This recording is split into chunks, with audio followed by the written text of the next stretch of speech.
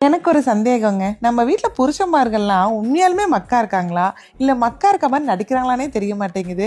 அது எப்படி பொண்டாட்டிக்குன்னு கிஃப்ட் வாங்கி தரும்போது மட்டும் மூளை வேலை செய்ய மாட்டேங்குதுன்னே தெரியலைங்க. மத்த நேரத்துலலாம் பாருங்க, அப்படியே சுண்டி விட்ட மாரி மூளை அப்படி சுறுசுறுப்பா இருக்குது. கல்யாணம் ஆகி 15 வருஷ வாழ்க்கையில இன்னைய வரைக்கும் கான்ஸ்டன்ட்டா அத மட்டும் கரெக்ட்டா மெயின்டெயின் பண்ணிட்டு இருக்கிறாங்க.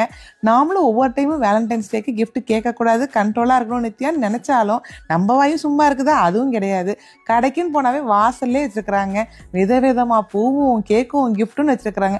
எப்படி நம்ம கேட்காம இருக்கிறது? சரி நம்ம பொண்டாட்டி தான் செடின்னா ஆசையா கிடக்குறாளே, அதையாச்சும் வாங்கி தரலாமான்னு பாருங்க. அதுவும் கிடையாது.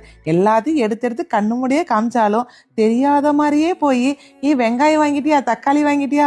வீட்ல போய் சிக்கன் செய்யணும் அப்படிங்கிறது. சிக்கன் செய்றதுக்காகவே நம்மள பெத்துவிட்ட மாரி தாங்க பார்த்துட்டு இருக்கிறாங்க.